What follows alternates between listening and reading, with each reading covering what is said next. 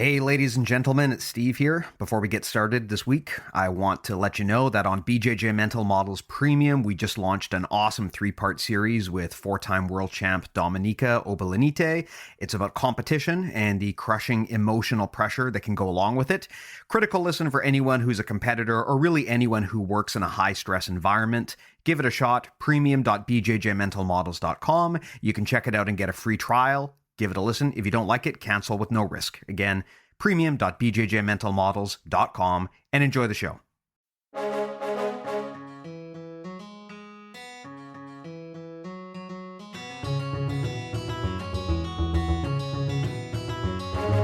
Hey, welcome to BJJ Mental Models, episode 157. I'm Steve Kwan. BJJ Mental Models is your guide to a conceptual and intelligent jiu-jitsu approach. And today, back again with the returning champion, all the way from the other end of the world, Mr. Jon Thomas. Jon, how are you doing? Doing good. Happy to be here again. I'm really enjoying your holiday photos on Instagram, by the way. They're very festive. Yeah. It's a byproduct of getting a better camera for the YouTube channel as I passively took up photography. But you really don't have to be good at photography if you have a good camera. I mean, I'm sure like if you're high level, you do, but the camera does all the work. That's the secret. That is my favorite thing about modern technology is it's getting closer to impossible to take a bad photo. Yeah. Which is important for me because I've got a kid and I'm terrible at taking photos. So I really like it when the camera does the heavy lifting for me. Yeah, for sure. And then you can even edit it afterwards. It's crazy. Yeah. The joys of modern technology. Well, with that said, I'm having a lovely Zoom call here with my buddy Jon, and something I've wanted to talk to you about for quite a while, Jon, is something we alluded to, oh boy, I want to say over 60 episodes ago, I think, on this podcast. Mm-hmm. Last time you were on, something that you brought up was you talked about the pitfalls of principles. Yeah. Which I think is a super important thing to talk about. And at the time, I remember when you brought that up, I remember thinking, this is a bit different from what most people say. But the more I thought about it and the more I dug into what you were saying, the more I think there is an important argument to be made there. And we've actually kind of carved out a whole concept about this that we put in our database. Just about the need to be wary of over-prescribing the right answer and speaking in absolutes. And I'd love to dig into this. So maybe with that said, why don't you kick this off? Let's resume that convo from last time. Tell me about principles and why these can be a bad place to start your students. Yeah, I mean, I think I probably have had my view on principles evolve quite a bit as well since that conversation. So I think there's positives and negatives, right? So I think the benefit of a principle is like, you're not always going to be able to calculate everything, right? So like, if you're trying to like say learn how to pass like the daily Hiva guard, there's so many variations and so many variables to consider. It's hard to have an answer for everything, right? So like if you look at chess, right, you can memorize some openings, right? Like you can have like, okay, I know what to do if they do this, but there's so many possibilities. At some point, it is literally impossible for you to calculate everything, right?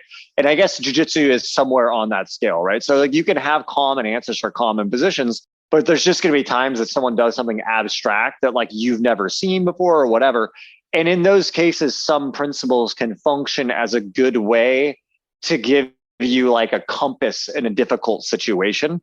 Because like, take like the idea of like, you need to get chest over chest to finish a guard pass, right? You need to have chest to chest with their shoulder blades pinned. That's a true statement about the end of the position, right?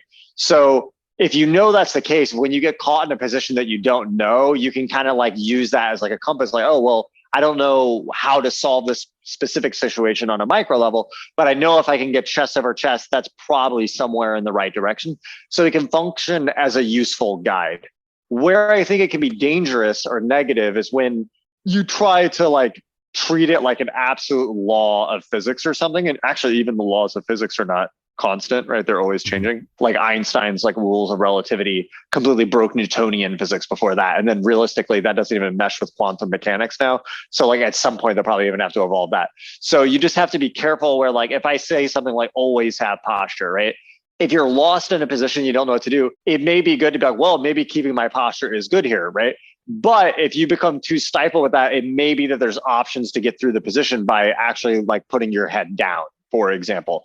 So it's kind of like, I think you need a little bit of both. It is useful to have those principles But there's always going to be cases that violate that still work, if that makes sense. Totally makes sense. So you have to kind of exercise some personal decision making on that. Yeah, I think that it's important too to clarify when we say principles. I guess we should probably talk about exactly what that means, because I noticed that in the jiu-jitsu community, you hear all of these terms like principles, concepts, systems, and they all get used somewhat interchangeably, but there's a slight difference between them. And I think that principles are an important thing to talk about, because when someone says principle, usually they're talking about something that is sort of immutable, like something that you can't really question, or at least you're not supposed to, right? Gravity, for example, would be something that we kind of consider to be a principle. Given the extent of our knowledge, there currently are not that many exceptions to a rule like that.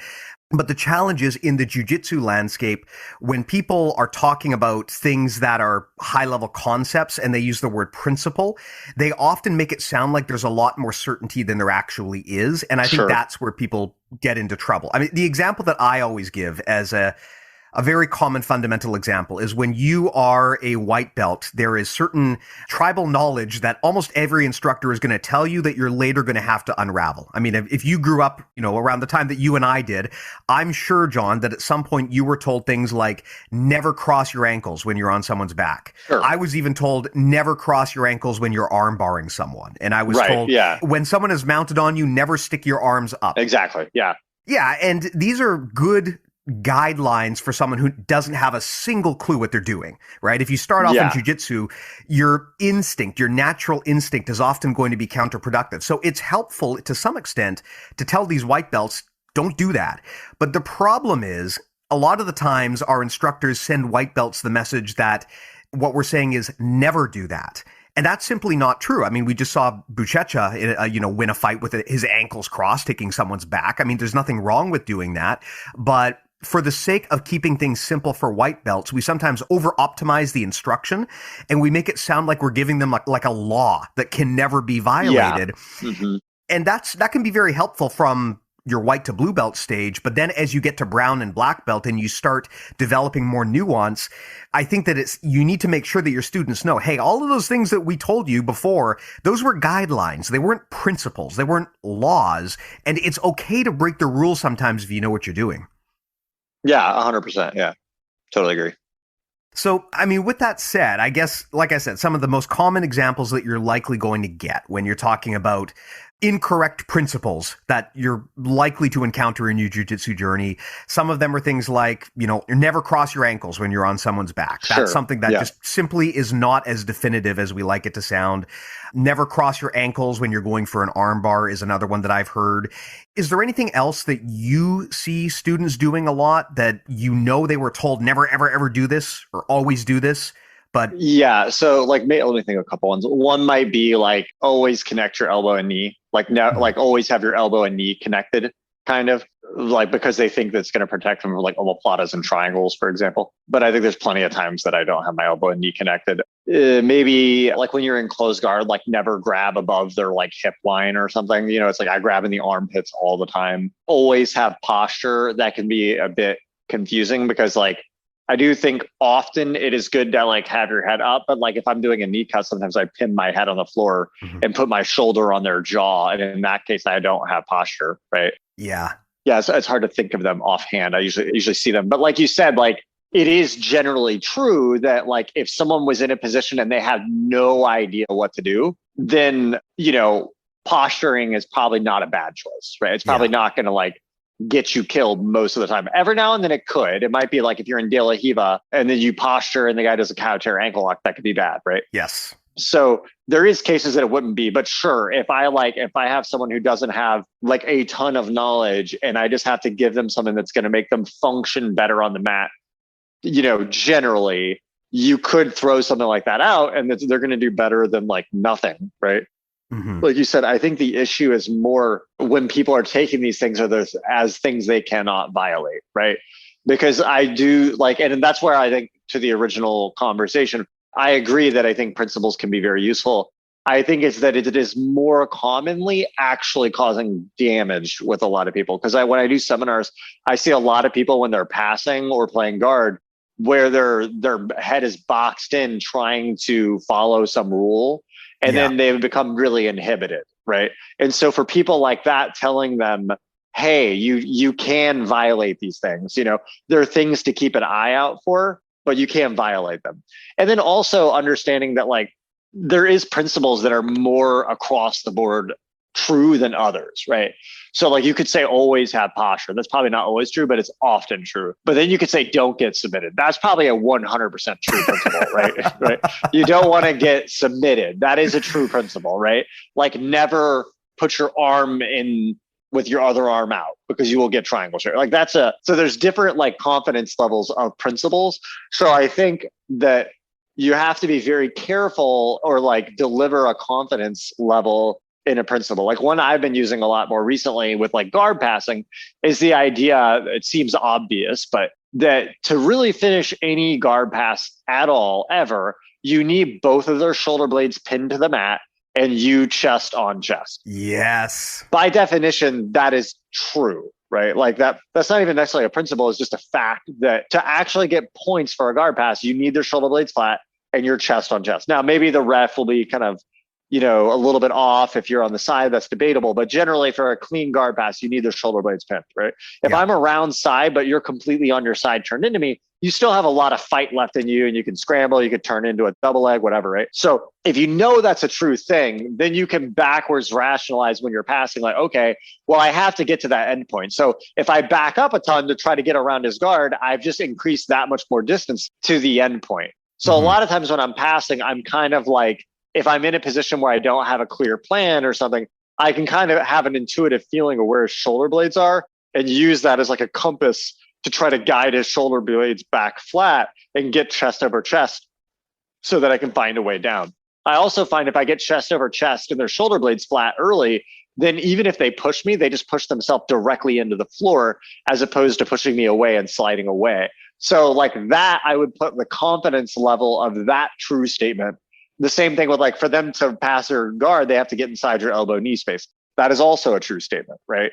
Yeah. So, but then like, something like say along the lines of like never cross your feet, right? And armbar, that might be sometimes true, or it might even be more commonly true than not, but it will be violated more often than the definition of chest on chest, for example. Yeah. So you need to be very careful with what you're defining as a principle or a guideline and with what confidence level. It's funny you mentioned that. I've sort of moved away from the language of saying the principles just because when people hear principle, they think you're talking about a commandment, basically. And they think you're talking about something that is never questioned. And the word principle even carries with it some degree of almost like moral standing. If I say that something is a principle, I'm kind of not just saying that this is what you should do, but the word makes it sound like I'm also saying this is the right thing to do. And that can carry more weight than what is, I think, intended. So what I use now is I prefer to use words like concepts, which just means an idea. Or a mental model, right? I mean, our show, BJJ Mental Models, I love that term because that literally means just a block of knowledge that you can use or discard as you see fit. Just a pattern that you can identify, and it doesn't always apply. Yeah, you brought up some great examples there, and I think that where the rules, the principles, or the concepts can be useful is when you're describing how something works and you're not prescribing behavior. So, for example, the example you gave about pinning someone's shoulders, that is objectively true because under the rules, you're not really even telling people what to do. You're just describing exactly how they're going to score points. You're saying, homie's shoulders have to be pinned to the mat if you want to complete a guard pass. There are reasons why that's good. It's going to be much easier to stabilize the position if your opponent cannot get up to their side. But objectively speaking, if you want to get the guard pass, you got to pin their shoulders. So it's okay to create an idea that describes that. But where I think things get more problematic is where there's no mechanics involved in it, but you're just prescribing behavior. Like, if you say something like always stand up if you're on the bottom or always shoot a takedown, things like that, where they're prescriptive and there's no basis in the reality of describing how the body works or describing how the rules work. That's where it gets dangerous. But I think if you've got a concept that you want to share and you're just explaining how the body works or how the rules work, that's where this stuff can be more useful because then it sounds less preachy and you're just giving people an idea that describes how the world operates, right? I think that the best principles, if you would call them that, or concepts, are the ones where they don't prescribe behavior, but they just explain how the world around you works and how the rules work. Yeah, I would agree. Yeah. I just think making sure that, the students understand the context of what being said. And like I said, yeah, there's a big difference between different principles. And I think that's where, like you said, yeah, I agree with everything you said, basically. Yeah. Hey, that's all I care about.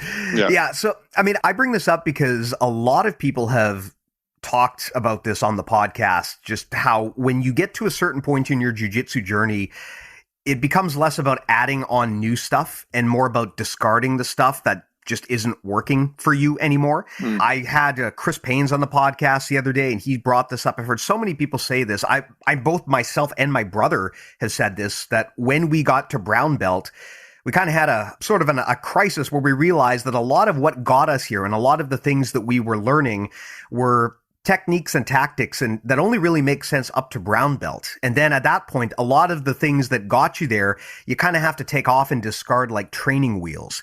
I really changed my mindset when I got to black belt. And a big part of that was a lot of these principles that were prescribed to me. I started questioning them and I kind of realized that, okay, maybe these things aren't actually as ironclad as I thought. Right. Yeah, actually, a thought there, sorry to interrupt. I was thinking about the idea of like principles as opposed to like specific knowledge. Mm-hmm. So I would say principles is like the macro approach, right? Yeah. And then like specific knowledge, like exactly what to do in an exact situation or context is like micro, right? So like you can like, if you play chess at all, like you understand that like when you get to like the mid game, there's too many possibilities to really look ahead, right? So you kind of have to function on like general ideas of what is a good position in theory, right? Because it's too difficult to look ahead. You can only look ahead. Like if I call check, you have to get out of check, right? Yeah. So I know you have to get out of check. So there's only limited moves that will get you out of check. You're either going to move out of check, put something in the way, or take a piece, right? Or if I take a piece, maybe you have to take a piece back so that you're not down on points. But when it's just in the middle of the game, it's so hard to look ahead because there's so many possibilities. You have to kind of function on principles, right? Mm-hmm. But if you're in the beginning and like someone makes a common mistake that gets punished, you can memorize specific knowledge. Now, I would say specific knowledge would always trump principles if you had perfect knowledge of everything, but you can't. So like if you were the most powerful computer in the universe, right? And you can calculate literally everything, then you would be able to find all these weird little rules that break the principles. But because we can't do that, you have to function off of these principles because it's the best you can do with the processing power that you have. So to move that over to jiu-jitsu, I would say something like the chest over chest statement is true about finishing the guard pass. So that when I am passing, often I'm trying to get as close to chest over chest as I can, so that I try to get as close chest over chest as I can and then clear the legs rather than backing up, clearing the legs and then trying to get chest over chest. Mm-hmm. I generally find that easier. But sometimes you can find weird niche cases where it's like, well, I'm far away, but if I stomp the guy's leg, it spins him in a way that actually yanks him in close to chest over chest. So then that would violate that idea of I want to get chest over chest early, right? Or you could add in like dropping back takes. And actually, when I do a dropping back take, I actually like to be a little bit further away. So that kind of functions a little bit different than the pass. So then when you're combining the threat, I would say like in a schema lock, right? So if I'm trying to pass De La Riva guard, I could have principles that work great for like passing De La Riva guard, but those have nothing to do with the principle of what makes an schema lock work. Mm-hmm. So that when you overlay both of those possibilities for victory in passing De La Riva, I can win De La Riva by passing it, or I can win it by schema locking them.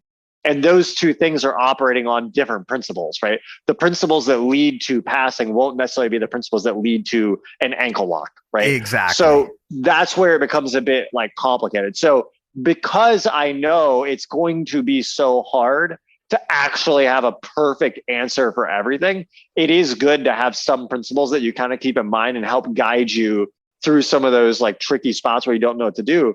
But still, I think if you have deep specific knowledge on a particular position, you can get really far with that. Like in the openings in chess, if you know that opening extremely well, even if a guy has amazing principles in the mid game, if he's playing in an opening that you know very well, you might crush him, even if he's way better than you overall, because he just falls into pre-knowledge that you already have. So that's where I would say you need that balance of the principles, but also deep specific knowledge in individual positions, like your whole game plan for closed guard, your whole game plan for spider guard, your whole game plan for worm guard. So you need like depth of knowledge in individual positions and then kind of principle based understanding of jiu-jitsu as a whole. I think both of those serve their place. Yeah, I love the example you bring up about how sometimes the principles can contradict each other depending on your objective. Right. A great example, like you said, is side control. I mean, if I'm trying to pass your guard and take side control, if that's my objective, yeah, I want to have both your shoulders pinned to the mat. But if I'm passing and I see the opportunity to take a Darce choke, and I'm really awesome at Darce chokes. I was about to use the exact same analogy, yeah. Yeah, then I want you on your side. So correct. So it's so contextual and situationally dependent. And all of that nuance comes down to how good are you at making decisions in the moment. And that's the thing that I think we often fail to tell our white belts. If I told a white belt, here is a principle. Whenever you are in the middle of a guard pass, thou must put both of their shoulders on the mat, flat to the mat. If people follow that to the letter, they will never do a Darce choke because they're trying to pass, and that closes their mind to another possibility.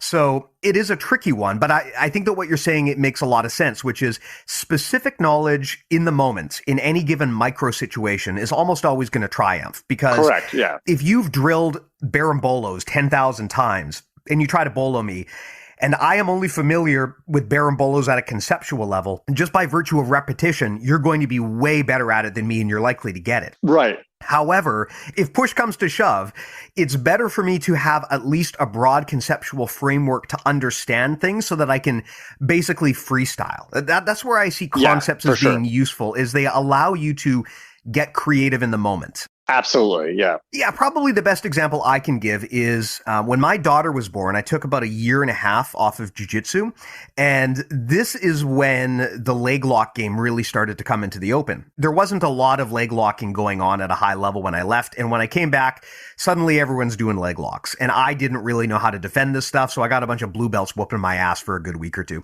But what I realized pretty quick was, okay, well, look, I don't need to be a master at leg locks in order to defend this stuff. I just need to conceptually understand how not to let this person entangle my leg. And at a high level, the idea there is not that different from preventing single leg X guard or De La Riva guard or any traditional stuff. I just don't want to give them my leg and let them tie up my knee line. That's basically it. And so even though I didn't have a lot of specific applicable knowledge about leg locks, just by knowing the concepts, I was able to pattern recognize pretty quick and get out of that game and back into the stuff that I wanted to do. So the concepts and stuff helps.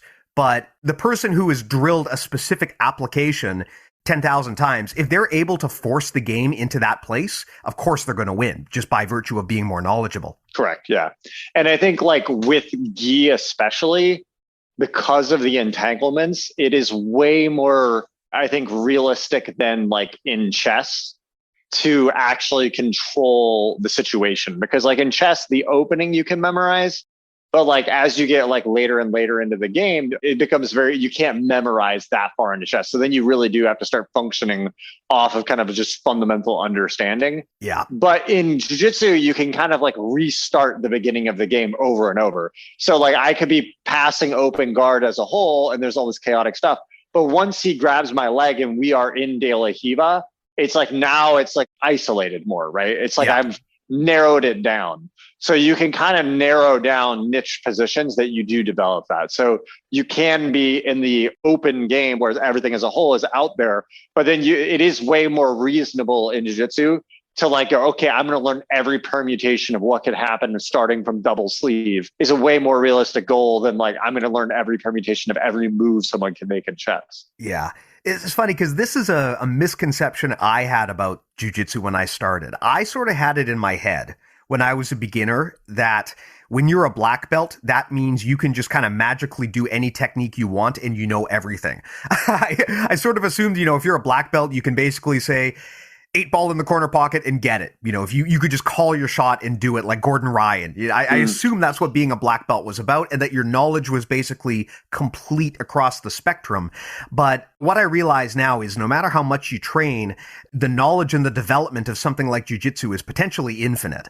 I mean, one of the main differences between something like jiu-jitsu and chess, everyone loves to draw that parallel, right? But with chess, at least if you made a move, and it would always be the same regardless of who did it. I mean, if you move your pawn two steps forward, it doesn't matter who did that. It's always the same. Whereas in jiu-jitsu, your triangle might not be the same as my triangle, might not be the same as someone else's triangle, right? So it's not always exactly the same. I mean, if I were to put someone in a triangle, they would probably not be super threatened because I'm not really a triangle guy. But if you did that, the situation would be totally different. And the way you do that move would be different from the way I do it, even though it's technically the same move. So I just find that one of the things about jiu-jitsu is there is so much variability, and that's where the concepts are helpful because they give people a broad understanding of things that they don't even specialize in. But I feel like if you want to really be able to win successfully and repeatably, you got to be able to pull the game back into the stuff that you do know really, really well. Correct. Yeah. So you have the concepts as a backup so that you understand everything at a high level. Yeah. But what I want to do is I want to funnel this game into the place where I've drilled this 10,000 times and you haven't, right? That's the idea. Yeah. I think the longer you train, the closer you're going to get towards like having depth of understanding. Even like, you probably don't mean it this way, but when you say drilled that like 10,000 times, I more think of it in terms of like, I have 10,000 hours, maybe specific training in that position, right? As opposed to like drilling a technique. Cause it's more like, I want to like, if I start in De La Hiva, there's so many variables, like, he's holding my right leg and my right leg's leading, right? And his left hand's on my ankle. His left hand could be on my ankle. It could be on my pant leg. He could be leg hugging. He could be underhook De La Hiva. It could be Kyotera ankle lock De La Hiva. Even if he's holding my pant leg, he can grab the cuff. He can grab the calf material. He could do a lapel feed with a leg hug, right? And then his right leg could be looking for my far sleeve, my cross collar, my same side collar, my belt, my knee. His right leg can be wide, leg extended, knee tight, knee shielded, leg trapped, knee shielded. Like I could like run through that forever, right? Mm-hmm. So there's all these like variations, right? And like I've kind of just over like, 18, however long I've been training, years training, in that position, I've just developed solid answers and ideas of what works. But even within the position, I have kind of like techniques and things I understand and principles within the position. Like, okay, if his legs are tighter, it's going to be hard to like stuff the leg all the way through, or do like I just call it a De La Hiva knee smash, where I shove the leg behind me and drop. Yeah. But when his leg's tighter, I can leg drag, reverse leg drag. But if his leg's more extended, you can't leg drag, reverse leg drag because it's going to hit you. So then usually I'm looking to stuff it behind me more, or trap it and step over it and knee cut or something. So like the more you spend time in that position, you just learn all these variables and depth in that position. But I do think that there's a few core grips in jiu-jitsu that are so common that it's worth trying to go mega deep and memorize the common patterns there, because it's just going to be way easier than trying to reinvent them every time through principles. But of course, there's going to be times where you fight someone and they're just a little bit wacky and stuff, and kind of knowing generally what you're looking for is very useful too. Yeah, there's always going to be that one crazy guy who does something you don't expect, like they try to Ezekiel choke you from bottom mount or something, right? And at that point, if you see a situation that you simply haven't encountered before or that catches you off guard, having a broad conceptual knowledge helps. But yeah, to your earlier point, when I say drilling, I'm not talking about dead drilling. I kind of find that dead drilling has very limited utility, and we can kind of get into that in a second. But I feel that the most useful drilling is drilling with the opponent providing some degree of reasonable resistance so that you can kind of see what their predictable reactions would be. Yeah. Because that's where the value is, right? The value in training and in drilling is not in just banging off 100 reps of a move against a guy who's doing nothing. The value is you see how they respond, and you see, okay, well, if he grabs my arm here, this happens. If he grabs my leg here, this happens. And you start to develop kind of like an ingrained decision tree in your brain where you just get comfortable with all of those options. And the goal is to train it frequently enough that you can kind of go onto autopilot on that stuff and you don't even have to stop and think, right? That's the idea. And that just takes excessive amounts of training to get to that point. But yeah, on the topic of dead drilling, I mean, that's a great example. We talked about mimicry and drilling, and how for a white belt or a new person, sometimes it's good to tell them, just copy me, right? Just do what I say. Mm-hmm. Don't think too much about it. And I find that's an interesting way to get people started in jiu-jitsu, where when they come in from day one, from, just at the beginning, we don't sit them down and we don't explain all of the conceptual stuff out of the gate. We tell the white belt, okay, we want you to do some drills of this. Do some hip bumps, do some hip escapes, do some armbar drills.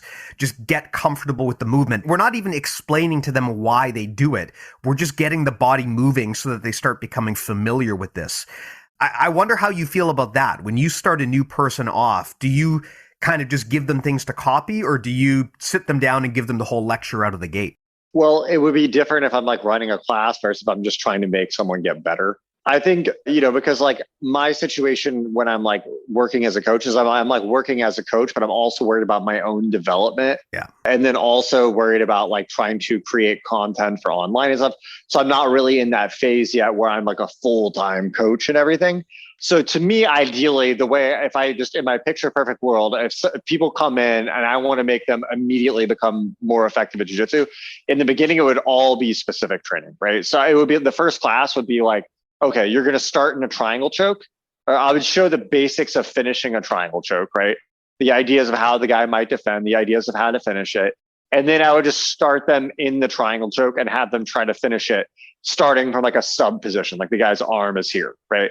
And then the guy on top can resist from there. So then they're immediately getting real sparring with resistance. Yeah. Right. But in a very micro situation with not that many combinations. Right. So it's like in chess, it would be like teaching someone like, hey, here's how you checkmate with like 2 rooks.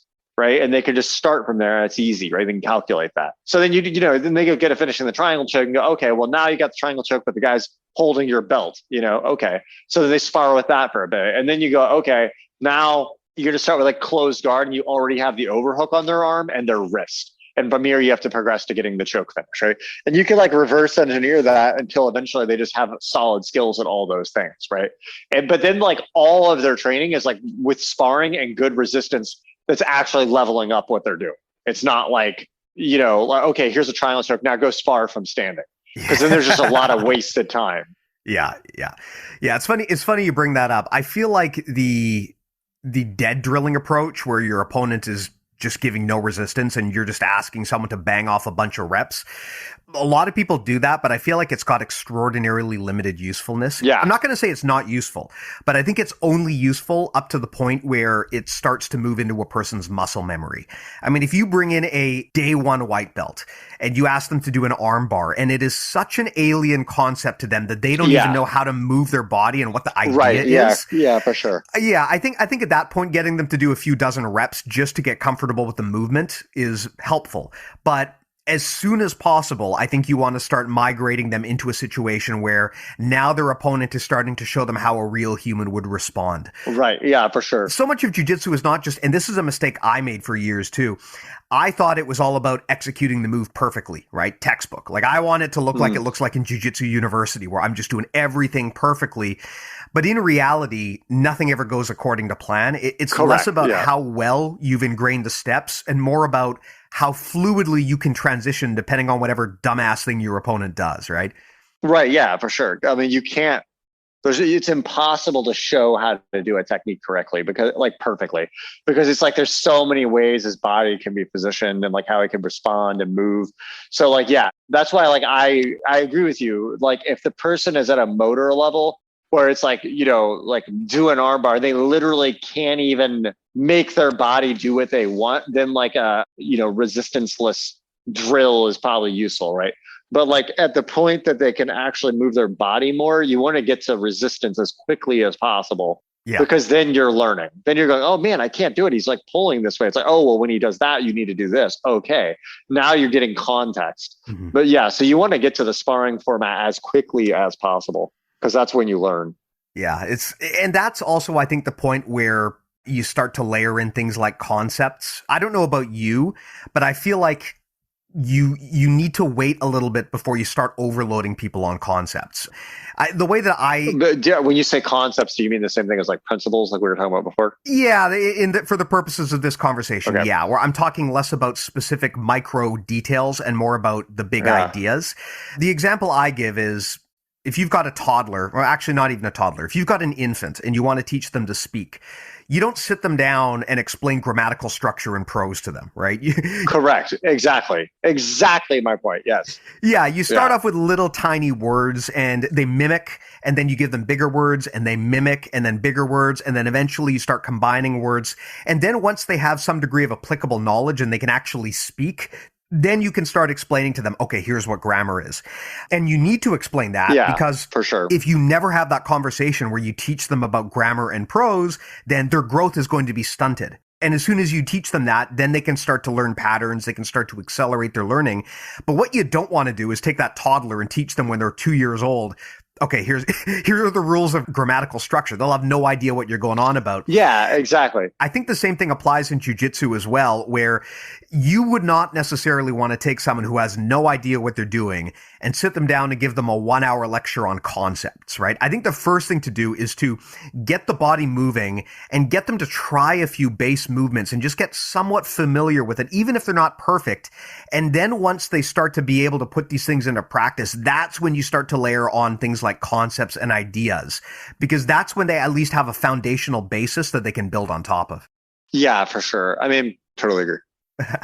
So something I would ask is, when it comes to principles that you put in front of your students, do you ever teach people things that you knowingly will have them discard at a later date?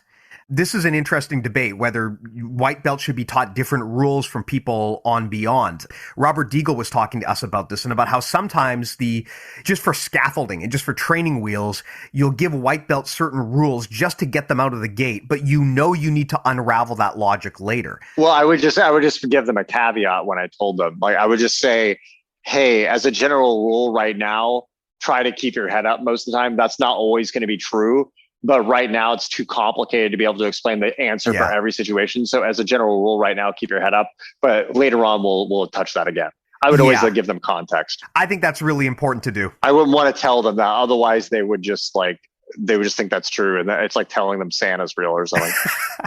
Well, I think that's important too, because you might have it in your head as the instructor. I'll just tell Jose to do this, knowing that when he's brown belt, I've got to unravel it. But the reality is people move around, people change, they switch instructors, they move out of the city. So you as the instructor might not be there to correct that mistake at a later date. So if you're giving someone placeholder knowledge, I think it is important to disclose to them and say, just so you know, this is a white belt hack. But when you get to blue belt, we're going to tighten that up a little bit because you're going to want to expand beyond it. I think it's important to say that, just because you might not be the instructor who takes them all the way through to the end of their journey. Yeah, that makes complete sense for sure. Got it. So I'd love to dig into this a little bit deeper. You talked about some principles and concepts that you believe are useful. Are there any others, any things that you generally add as part of your repertoire and your teaching portfolio, just general concepts that are useful for students to understand, which we haven't gotten into yet? You mean as far as like things like the chest over chest concept, you mean? Yeah. Like what are your top 5 or whatever? What are the things that you always tell students out of the gate? I've certainly found that the more people I teach, there are a handful of things that always come up over and over again. And I'm sure that you've had a similar thing too. I'm just wondering if you've got any big ideas or big concepts that are always worth knowing, even if they might have exceptions here or there. Yeah, sure. When you're in guard, the more distance you have, the more safe you are. Just in general, in guard, distance is better. Almost every guard you play is better when you have distance, when you play further back. Even closed guard, you can play further. You can extend your hips and play with your upper body farther away, because it's easier to break posture. If they do clear your legs, your chest is farther away, so you have more time to get your guard back in. So generally, keeping distance is the most important thing. Yeah. It's more important than even the guards you choose to play, because in the same body positioning of my opponent, I could choose to play De La Hiva, I could go to a single leg, I could grab a sleeve. And all 3 of those could be valid depending on whatever skill set you have. But the main thing is keep distance. If you have distance, you're going to be safer, right? So that, I think, distance from guard, The reverse of that on top is trying to get chest over chest and take away space. I would say another major one, it's not like a technique as much, but it's the idea that you need to take what your opponent gives you, not what you want. You can't go into a match trying to do the technique you want. Oh, I want to do a knee cut, right? Like you have to be adapting to the moment, right? So you need to like pay attention to the positioning of your opponent. When you like are paying attention to the positioning of your opponent, it will help you decide what to do. And then if you don't know what to do based off of their positioning, then at least you know where you don't know what to do. A lot of people, they'll have a problem when they roll and they'll say, okay, what happened? And I'll say, where was he? And they're like, well, I don't know. I was like, did he have the sleeve or the pant? They're like, I don't know, either one, whatever. I'm like, no, that matters. That's everything. Makes a difference. So you need to be observing your opponent, acting rather than thinking. Like people get analysis paralysis because they're trying to think about the technique in a roll. You can't think about the technique while you roll. You just need to act. If you want to think about technique, you need to do specific training or like drilling so you can like have time to pause, go back, look at it, reflect and feel it out, right? And then do specific sparring. But when I'm in a normal role, I don't think about anything. I'm just present to the moment and I allow whatever pops into my head to be there. And I just respond to whatever my brain gives me, right? Yeah. It's like if I ask you, what's the capital of America? You'll be like, oh, it's Washington, D.C. You didn't have to prepare before this conversation in case I asked you that question. I ask it and then your knowledge just pops up. It's like, oh yeah, that's the answer. And it's relevant when it's there. So you can't be better than you are. So you have to just, when you're in a normal role, right, not separated from like, specific training, you need to be present to the moment and just allow what comes to you to come to you, right? And then you'll at least learn where you have holes. And then on separate days, on technical days, you focus more on like specific training, learning, technique work, and things like that. So you need to make sure you have those two separated. Outside of that, those are the main ones I can think about. It's funny you bring that up because have you ever read Thinking Fast and Slow by Daniel Kahneman? Because he talks about this quite a bit. I think I listened to the blinkest of it, and I think I get the general idea. Yeah, the general idea, it's one of those books, of course, that is like it's going to take you forever to read. It's very big and very dry, but the core idea behind it is very, very simple. Basically, he suggests that there are two systems of decision-making in your brain. There is the fast system, which is basically, for lack of a better term, muscle memory. It's just where you go based on instinct and based on training. And then there's the slow system, which is where you're engaging the cognitive, deliberative, calculating part of your brain.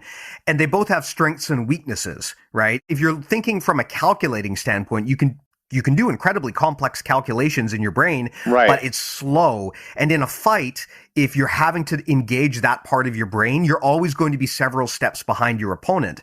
So exactly, yes. Yeah. So the goal of training, really, at the end of the day, the goal of training is to take whatever game plan and strategy you have and ingrain it into your mind such that you can engage it from almost a muscle memory instinctual level. That's really what training is all about. The reason we should be structuring our training the way that we are is because we're trying to take these things that conceptually make sense to the calculating part of our brain and just repeat them and train them enough that we don't even have to think about them anymore. They just kind of happen, like driving a car, right? You could never drive a car effectively if you had to stop and think about everything like you did the first day you got behind the wheel, right? Where you have to think about every damn thing because you don't know how it works. The only reason driving works is because once you've done it enough, you can, as you know, you can basically go from point A to point B. You can drive through a whole city and not even have to think about it if you've got enough practice because you just know how everything works and it's ingrained in your muscle memory.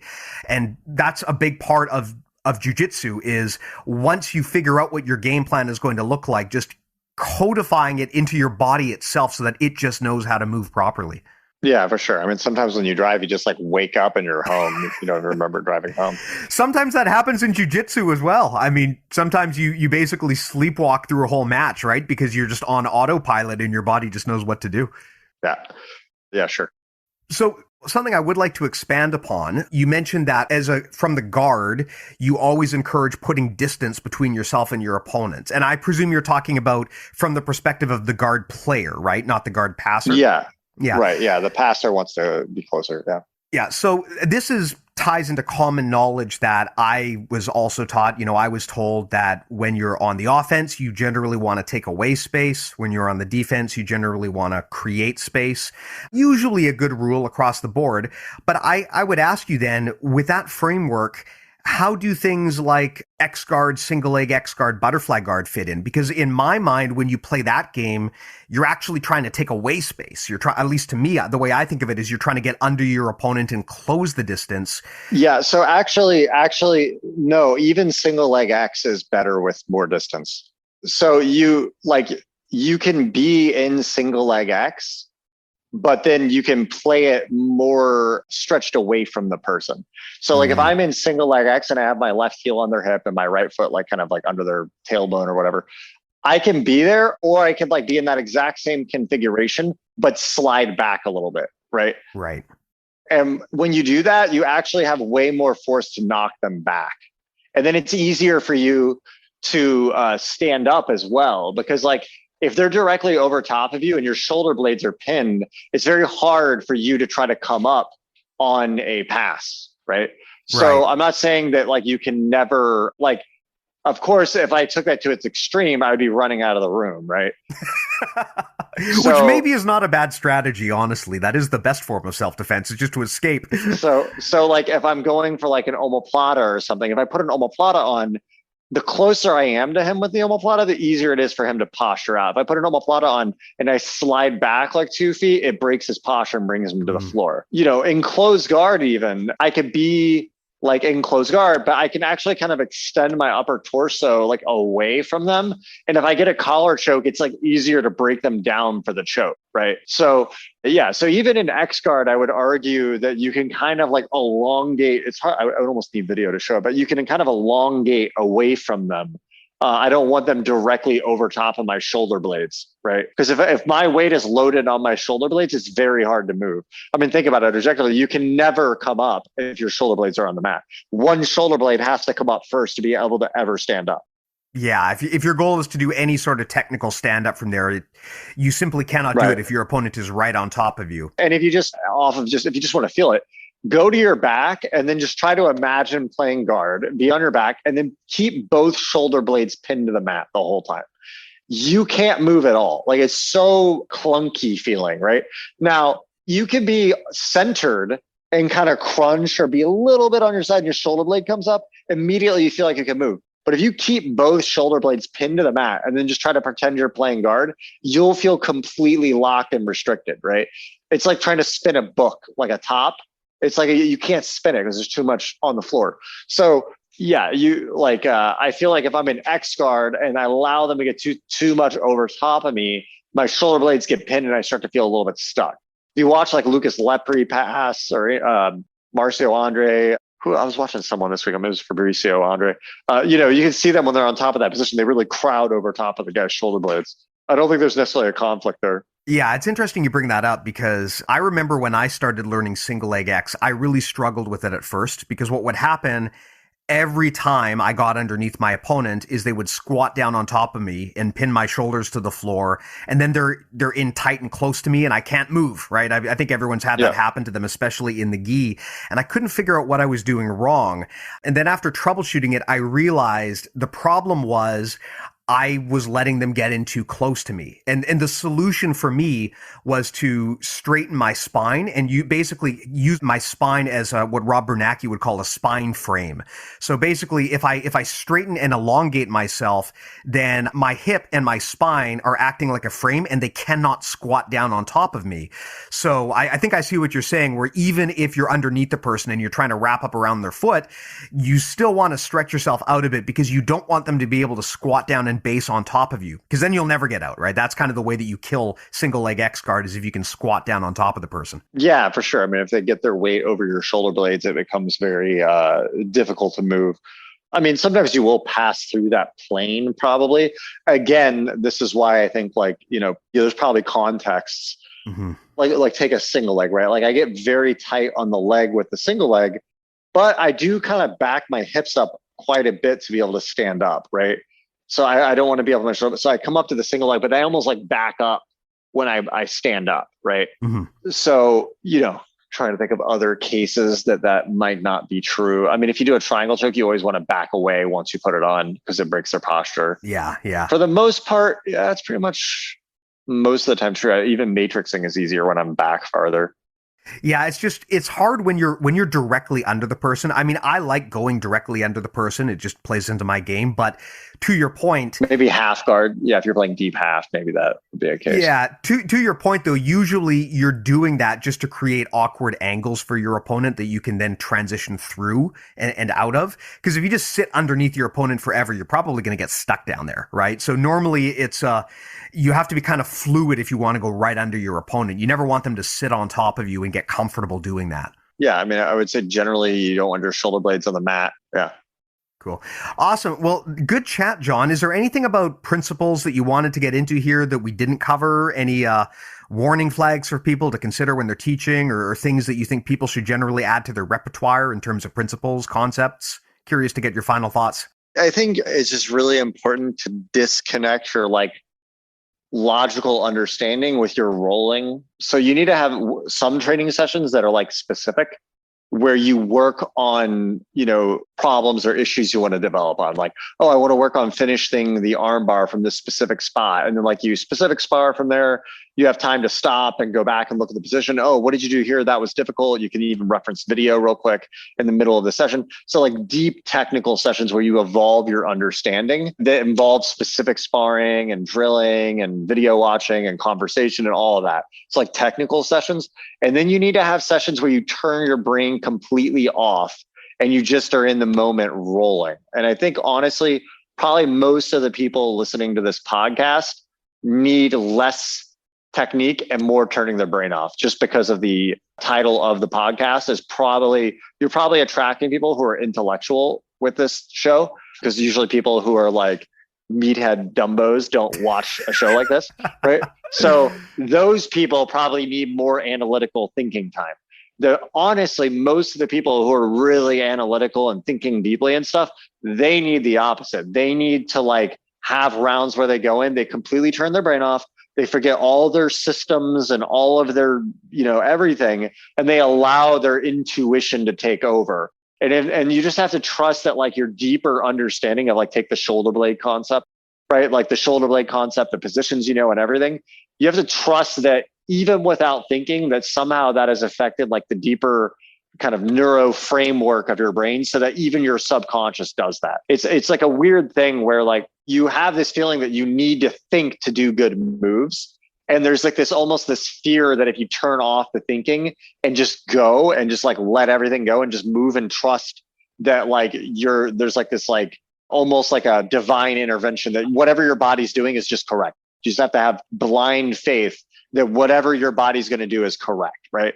Obviously, it's not actually going to be the case, but you have to trust that your body is whatever at that moment, that's the best thing you could have done with what your body is giving you. And you be in that flow state of actually being present to the moment, and you forget all your systems, you're not inhibited. That's when your best jiu-jitsu is going to appear, right? And most people, especially when they're newer, they're so caught up in the technique they learned that day or the principle or whatever system they're trying to run, that they get so stifled when they're rolling that they're oh, what's the thing I'm supposed to be?